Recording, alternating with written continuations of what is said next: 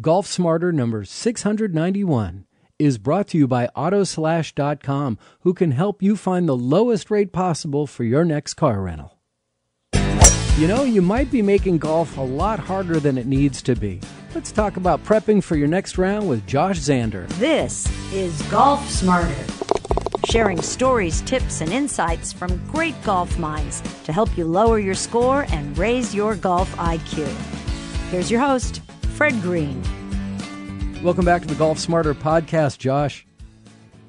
Thanks for having me again, Fred. It's great to talk to you again. I know it's been a very wet winter here in Northern California, and that it hasn't had too much impact on your business. You know, business is still good. It's been a little bit challenging out there, but got a lot of diehard golfers out there still trying to get better. So it's been busy, albeit wet. Yeah.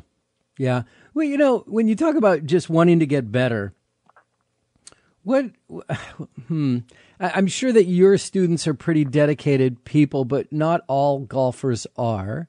They think that hitting a small bucket on the range before the round is practice, not warm up. Right. Are you laughing? Yeah, I would even say that hitting a small bucket is not warm up. You want to warm up to hit balls, not hit balls to warm up. But that's a different topic. No, it's not. That's a great what? Wait, say that again. I mean, you just don't go out there. At least let's put it this way: unless you're a junior who's super flexible and don't have any issues. If you're, I don't know, a little bit older, let's say, you can put whatever number you want on that, but you need to be able to crack a little sweat first, go for maybe just a light jog or a fast walk, get your muscles warmed up, do some stretching. So you warm up to hit balls. If you warm up truly well to hit balls, you could hit your driver as your first shot all out if you've actually done the proper warm up. I don't like the idea of let me just go hit some balls to loosen up. Never. I mean, I think that's fine if you're 12. You know, my son went out there yesterday and we were playing some golf and we went out to the range and I started doing my stretches and he went right to his driver, but he's 10. So I'll train him on that, but he's not going to pull anything when he's doing that. But I see so many people doing that all the time, just going out, taking out a driver and a 7-iron from their car and just starting with the driver. I never understood, but they just want to see how far it can go, and they don't even pick a target, it looks like. I think that's a recipe for injuring yourself, and there's a lot of golf injuries out there. So I would just say be careful what you're doing to your body, because golf is an explosive movement, especially with a driver, and you want to prepare your body for that. So, and what's even, more amusing is a lot of these people, part-time amateur golfers, not the dedicated, I'm going to be a 3 handicap for the rest of my life kind of guys, but people who love to play golf, struggle to get better, and they don't even walk the golf course. They're sitting in a golf cart. So even if they kind of stretch out a little bit, they're not that warm. They're not breaking a sweat, it feels like. Yeah, their body's not ready to play their best golf. But, I mean, part of that is just being educated to understand that. And part of that is if that's how you want to do it, then lower your expectations, because you're not going to be the best player you can be. I used to do this. I used to have a guest instructor at one of my golf schools who was just a fitness guy. He happened to be my fitness instructor. I'm like, come on out and work with some of my juniors. And first question he asked them was, what's the most important piece of equipment in your bag? Mm-hmm. Well, what's your most important piece of equipment? And everybody's like, well, God, maybe it's my putter, maybe it's my sandwich. And he's like, no, it's you. Right. You're the most important piece of equipment. So let's prepare that to be the best golfer you can be when you're out there. Right. Absolutely. I absolutely agree with that. And for us who, we really do have limited time to practice, or we choose to have limited time to practice. Sure. Is there a specific order of things we should concentrate on when we go out there, or one thing to focus on, or does it really depend on the person itself? Are you talking about warming up to practice, or you're actually just talking about, hey, I'm going to go out and practice, or I'm going to go take a lesson? Or yeah, let's start with going out to practice, and then we'll move on possibly to warming up too. Well, I think when you go out to practice, you need to have a purpose. Why are you out there? What's my goal? and then know when you've achieved that goal. Because, you go out and get a bucket of 100 balls and you start whacking them with no purpose. And every shot has a different, swing thought. It's repetitive. It's not necessarily simulating golf. And so you're sort of out there. I just call it entertainment. Like when you walk the line on the driving range, I think a lot of those people are just out there entertaining themselves, and that's totally fine. But if you're actually out there to get better, you need to have a purpose for your practice. So whether you've taken a lesson or whether you're just working on your own swing, you need to know, hey, this is what I'm trying to do, and a proper feedback mechanism. Years ago, Dave Pelz said this sentence. He goes, "You need immediate, accurate, reliable feedback. If not, how do you know if you're doing what you're trying to do?" And he was doing that with the short game, and I thought that was a great words of wisdom, because if you're practicing and you're not understanding the feedback, how are you getting better? So if you're practicing to get better, you need to have a purpose and you need to have reliable feedback to know if you're actually doing it. And then you need to have an endpoint. I've accomplished it. I'm done.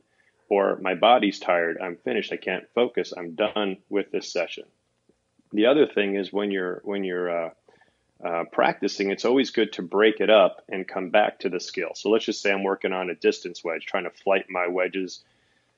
Give you an example, like flighting your wedges at a 30-degree launch angle is basically what the tour players do. So you want to have a little forward-leaning shaft, you want to drive it low with spin, and you're working on that. Well, how do you know if you're actually doing it? Well, the trajectory is going to tell you, the contact's going to tell you. If you have something like a launch monitor, like a TrackMan, that'll give you perfect feedback. And then you understand, hey, what do I need to do relative to that feedback to keep improving? And then go away from it, go do another skill, and then come back to the skill. So instead of doing that for half an hour, maybe do it for 50 minutes, go work on some, distance control on your putting, then come back and see if that has stuck. And the more times that you go back to the skill, the more you're able to retain it and cement it in there. You, in our conversations, I recognize that you're really not a fan of, I don't want to, the only word that's come to my mind is redundancy. It's just like doing the same thing over and over and over. You like mixing it up, going from one thing to another. Because that's kind of golf. Golf isn't the same shot over and over and over again. So if you're preparing for the test isn't 25 irons in a row. That doesn't mean there's not a time and place to do that if you're working on a certain motor pattern. But after that, it's all about being able to adjust to different situations. Golf is about adjusting. Everything's always different. You don't have the same lie. You don't have the same weather conditions. Your body feels different. So it's not about being a master of consistency. It's being a master of variability and being able to adjust to those situations, whether it's green speed or whether it's club selection on days with different weather. You're always adjusting, and doing all that is kind of part of the fun. It's like this puzzle of this shot. I love hitting bunker shots because when you get in the bunker, you got to assess the lie. The lie can be so many different ways, so one size doesn't fit all. Your basic bunker shot may not work if it's hard pan. Your basic bunker shot may not work if it's buried. It may not work if it's an uphill lie, if it's ball above your feet. So there's always these pieces of the puzzle that you have to adjust to and then come up with your shot. So that skill doesn't happen when you do the same thing over and over and over and over again. So you're really not preparing for what you're going to be experiencing when you're out on a golf course. I love when people take a couple warm-up swings, or even on the driving range, and they'll hit a ball once well and go, okay, I don't want to waste these. Yeah. Right? It's like, oh, that was the one I want. I'm taking that with me to the course. I'm not going to waste any more and right. Not bring them with me. Hopefully there's not a limited supply. I hope no one's ever said that to you, because you probably put them over your knee. And it's like, what are you talking about? I think we should all think that our best golf is in front of us. I mean, that's. I still think my best golf's in front of me, and I'm 50 now. So I'm always trying to get better and adjust things to keep improving. And you think about, like, when you listen to Tiger, he's always saying, yeah, I'm just trying to get better every day, trying to get better, and compare yourself to yourself. So I was having a conversation with my son the other day, and he's just starting to get into it. And I told him, I said, all you need to do is get better today than you were yesterday. Do something to improve your skill to get better than you were. And I don't care who you're playing against. They have nothing to do with your golf game. So don't compare yourself to others as far as figuring out how to do things or measuring yourself. You just do it compared to yourself. And so like you're going back to your question about, what should you do when you go out to practice? I say, well, I'm lacking in X skill, whatever that is. Maybe it's bunker play. I'm going to go work on my bunker play. What's my plan? Okay, well, I took a lesson and here's my plan. And just to give you an example, when I was a touring professional in the early 90s, I would keep statistics. Now we've got all these great programs for statistics, but I would keep my own stats, and then I would look at them after 10 rounds and see where my deficiencies were. I would go to Rick Rhodes, who was my swing coach at back at San Francisco Golf Club, and say, hey, Rick, this is what I need some work on. He would give me some thoughts, and then I would set a goal for myself for the next 10 rounds, and I would practice those skills that he helped me with, and then I would see how I did. And then I kind of had an idea in my mind, and everybody's different based on their ability, but I thought, hey, if I can shoot 468, that's 16 under par, I can pretty much win anywhere in the world with 16 under par. I don't know if that's changed a little bit, but this was the early 90s.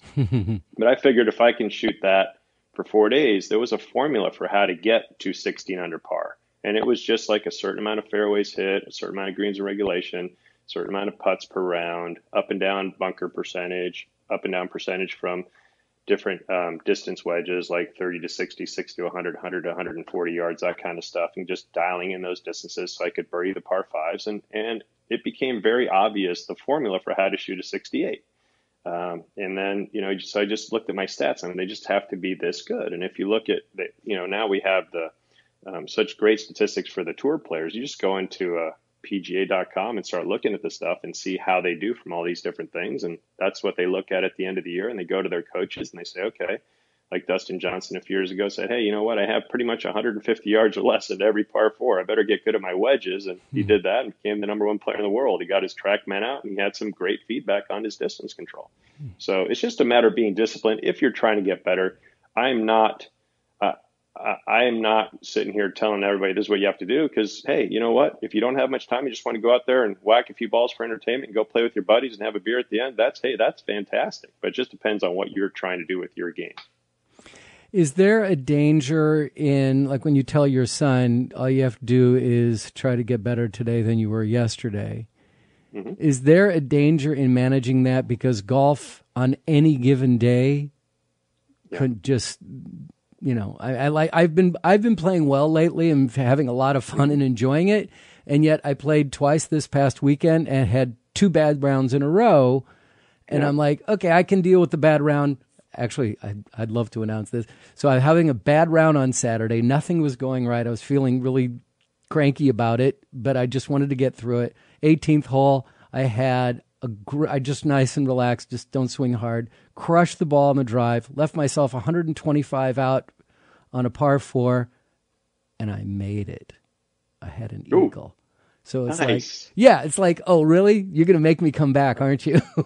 Okay, so but here's the thing, right? So I went out and played 9 holes at the Cliffs course with my son, who just became a junior member at Olympic Club, and he was all excited. This was his first official round, and he was like, bogey's the first hole, which for him is great. And he's like all excited. He's all about the score, and then makes like a 10 on the second hole. Yep. And starts getting disillusioned. And, some good stuff happened after that. Some not so good stuff happened after that. And afterwards, I had him write in a journal. I said, this is your golf journal. You're going to write down all the great stuff that happened today. And then you're also going to write down things that you learned from today that are going to make you better next time. So it's not necessarily the score.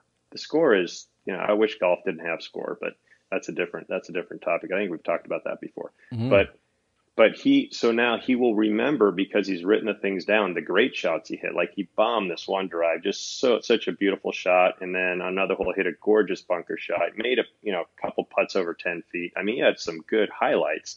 And so if you write those down, replay those in your mind, you're basically storing all these great memories, which gives you confidence.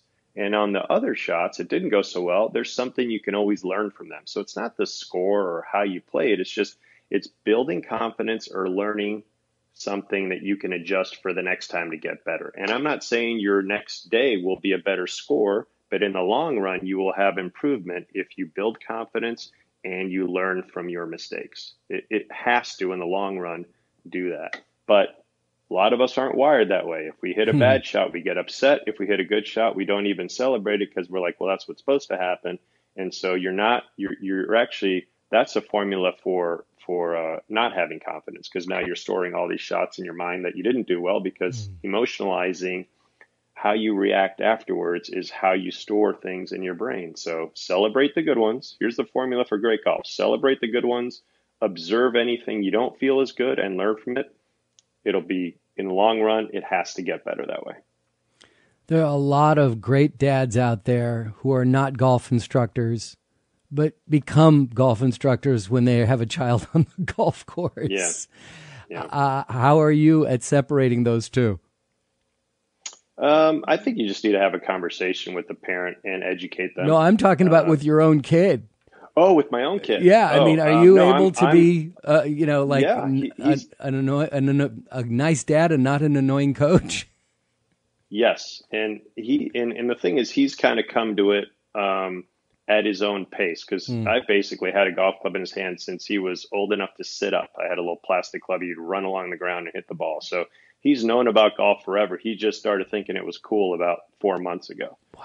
So now he's all in, and he knows he has a built-in instructor anytime he wants it. So he takes advantage of that. But I also know when to back off. Good for you. And just let him experience it. But I also want him to understand it. And we've actually started doing, some point we'll have probably some sort of YouTube channel, but I've taught him golf by having him do YouTube videos on different parts of the game, or just instructional videos on different parts of the game. So we keep them all to a minute or less. I explain the skill to him. He practices a little bit. He's a good enough athlete that he pretty much gets it right away. And then he's able to verbalize it in a video and demonstrate it. So he's showing mastery of it or at least understanding of it by being able to explain it. So he knows what he needs to do. So he's got the unique, the unique framework in that he has the proper information. He's not getting bad information because his dad's a golf instructor. So he understands that. So he's like, okay, now I understand why that happened. This is what needs to happen to adjust for it. And I just give it in little doses, and I know when to back off. And I'm sure we'll have some flare-ups where he's not going to be listening, and I'll know that that's my time to just back off. Because I hope you remember that. Learning is messy, right? Yeah. And I help him understand that. I help all my students understand that this is not a straight line going up. This is try some stuff. Have a little bit of failure. That's part of learning. Make the task hard enough where there's a little bit of failure, but there is some success. And then you reach another plateau. So for those of you out there who are practicing all the stuff you're really good at, go practice the stuff you're not so good at and take a lesson on it. And I think one of the topics we wanted to discuss was how to take a lesson, which I'm happy to talk about whenever you feel that's the right time. Well, actually, we've just made it to the turn. You're 2 under, and I'm only 5 over. So I'm happy. I'll meet you at the next tee box. All right, sounds good.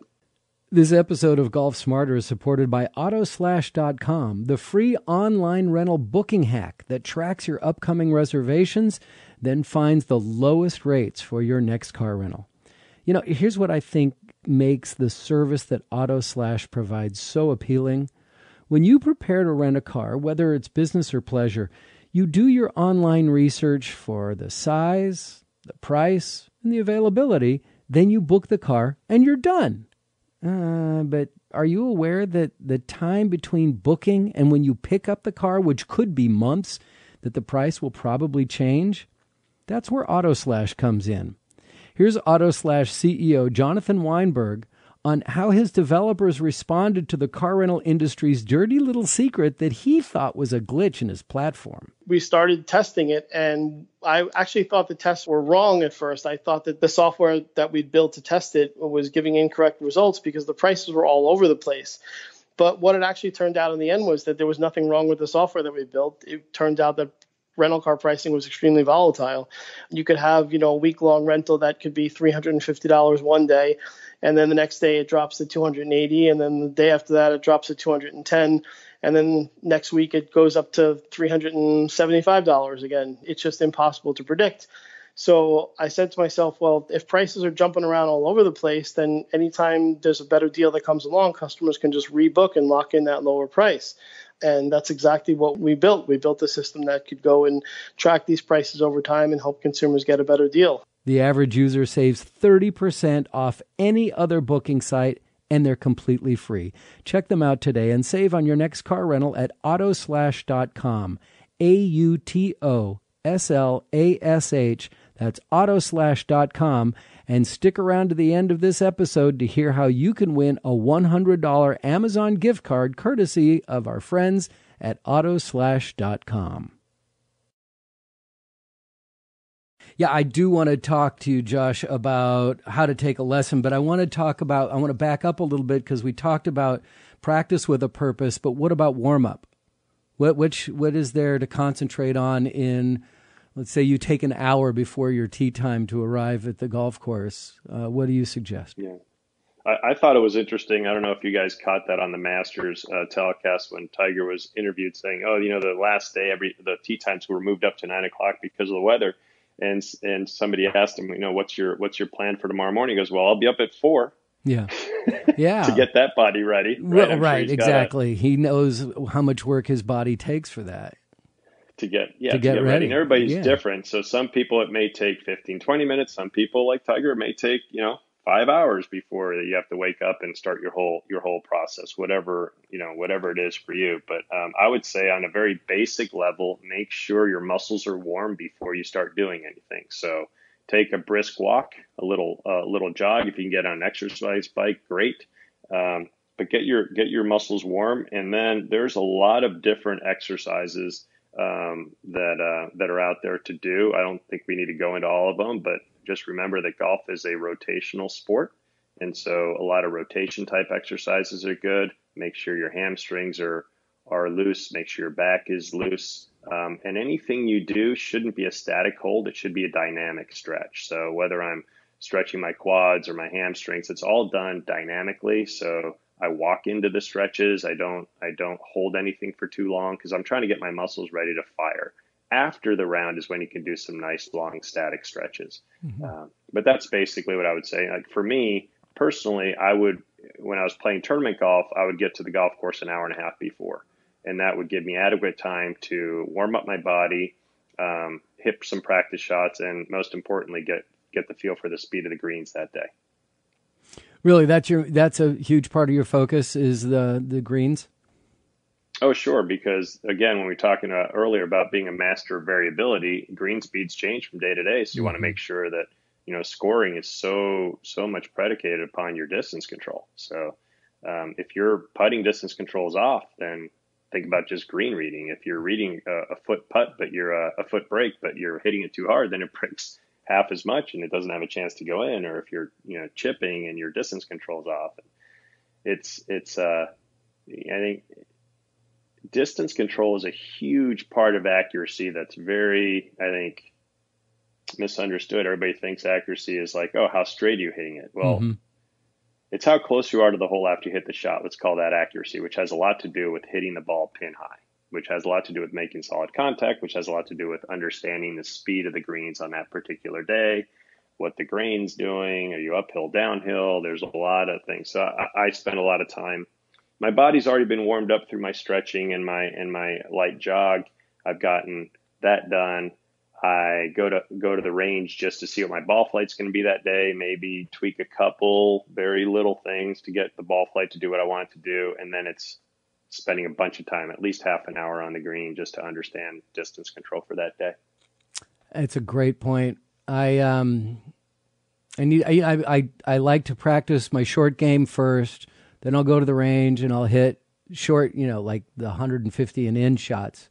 I'll take very few long shots, and then I go to the green. But I need to spend more time on the green, absolutely, before a round. Because the last couple rounds I've played, and they've been all at different courses, and every green, the speed was completely different. And it really threw me off for a number of holes.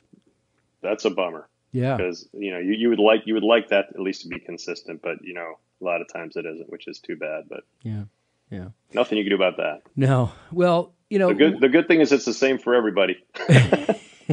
That's like when we go play tournaments, it's like, oh my God, it's so windy today. It's windy for everybody, Yeah. or oh, this hole's unfair. Yeah, it's unfair for everybody. Just like the low score wins. I always get a kick out of when the USGA says, oh, we've made this into a par 4. It's a par 5 for the members. Last I heard, low score wins the tournament, even if you make it a par 12. Who cares what the par is?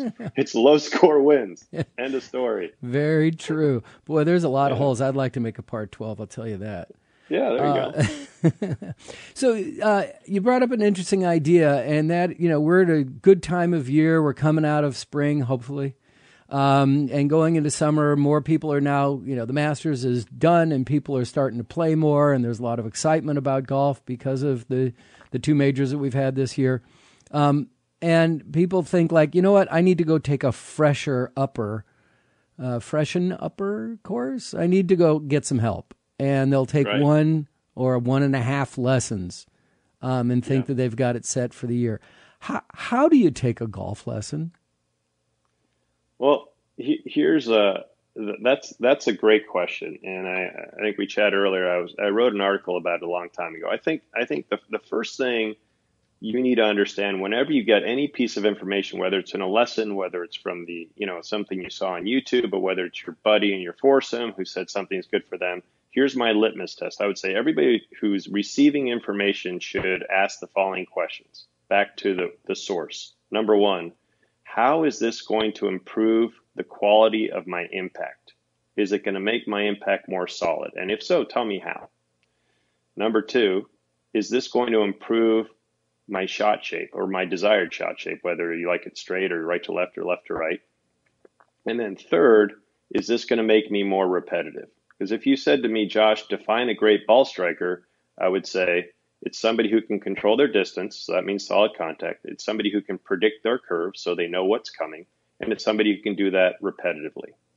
And so anytime I give a piece of advice in a lesson, it's always going to help one of those three things, or I'm keeping my mouth shut. I don't do anything for decoration. Jim Furyk's got one of the best swings on tour. It's not pretty, but it's one of the best. So it just has to be functional. So and the thing is, what a piece of advice for one person could be poison for the other person. So the way I look at it is there's three things that can happen at impact. You either hit it solidly, or your impact is too shallow where you're hitting it thin or topping, or it's too steep where you're starting to chunk and dig into the ground. Okay.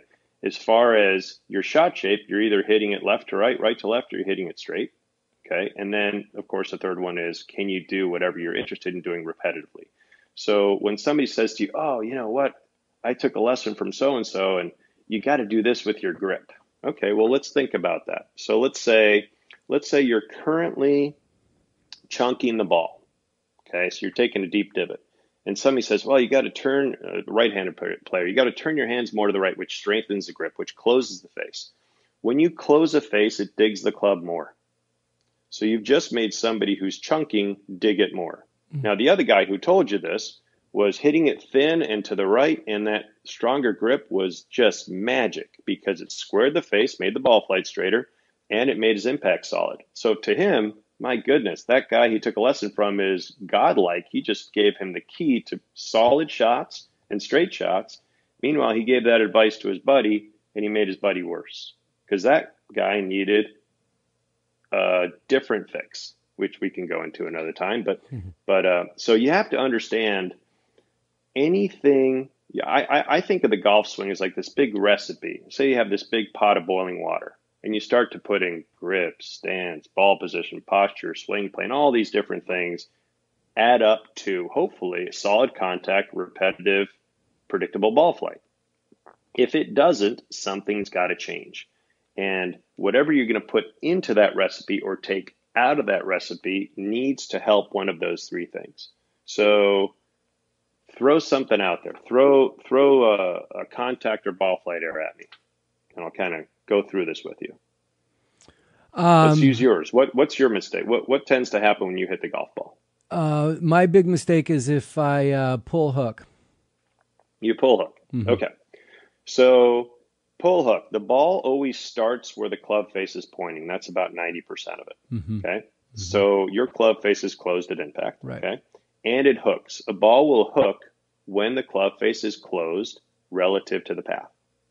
Or I could say a ball will hook if your path is to the right of the club face. Does that make sense? Yep. Okay. All right. So now anything I tell you needs to help your club face be more open or your path be more left. Both of those things will help you stop pull hooking. Okay. Mm-hmm. So I might even say, hey, let's look at this old picture of Bruce Litsky, who was an over the top big pull slicer, right? His path came way from the outside. So what if I actually made your path more left? Now your closed club face, which say was a couple degrees closed relative to the target, was now to the right of the path because your path was 3 degrees left of the target. Now you're Jack Nicklaus. Now you're hitting slight power fades. Now you're Dustin Johnson. Now you're Brooks Koepka because I made your path go more left. Now, how many people do you hear say, you got to swing out to 1 o'clock? Well, that may work for some people, but that's poison for you. I need you swinging to 10 o'clock, right? I need you swinging more left to make your face stay right of the path so you stop hooking the golf ball and stop pull hooking the golf ball. That would be a fix. So we're going in the right direction, right? But you just have to understand so I tell people I'm the hardest person to give a lesson to. So if I go take a lesson, anything you tell me, I've already figured out what the ramifications are of that as far as my impact is concerned. I'm not going down a road where you're giving me something that's going to make my contact worse or my ball flight bad and make me less repetitive. I don't care if Jack Nicklaus does it. I don't care if Tiger does it. If it doesn't match what I need, I'm not going to do it. David Duval became the #1 player in the world with a super closed club face, strong grip, and a path that went left of his face. And he hit power fades all the way up to #1 in the world. Then he got injured, took a lesson from a very well-known instructor who gave him a neutral grip. What happened to Duval? Disappeared off the face of the earth. Became an announcer. Yeah, he became an announcer. So now he can talk about the stuff, but he can't do it anymore because that grip destroyed his game. Wow. Right? Because it didn't match. That grip made him hit it more right. That grip made his contact more thin.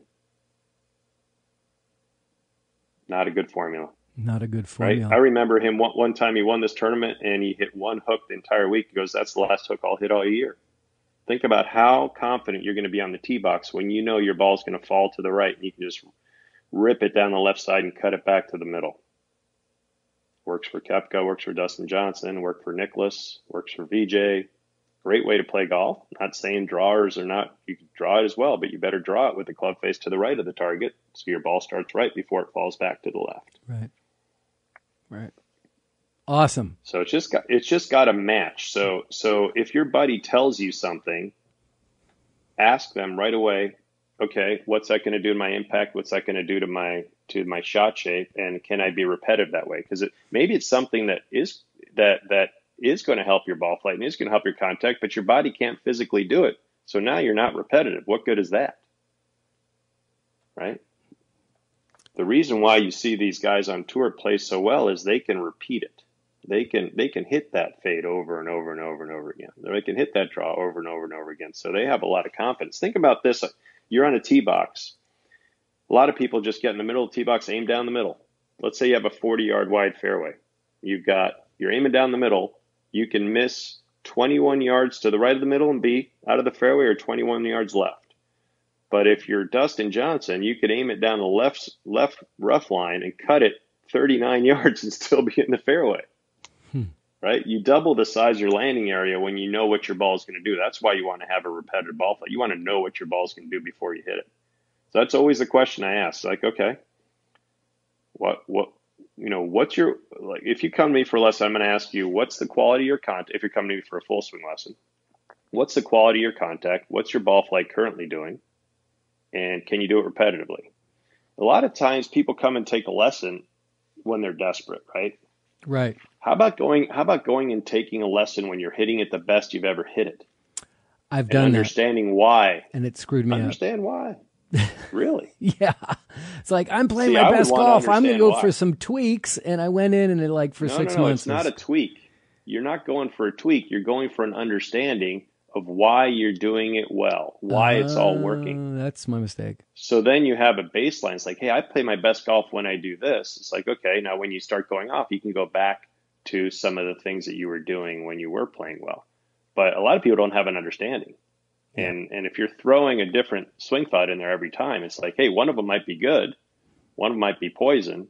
You know, where are you getting your information from? There, you know, we live in the information age. You can get information anywhere. I've got hundreds of videos on YouTube you can watch, right? Please. And I try to keep mine as neutral as possible, just kind of giving you a general understanding.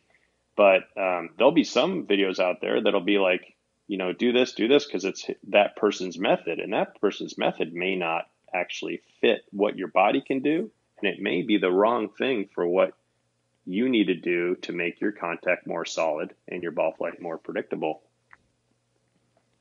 So where do your hundreds of videos on YouTube, I'm assuming, how do people find it?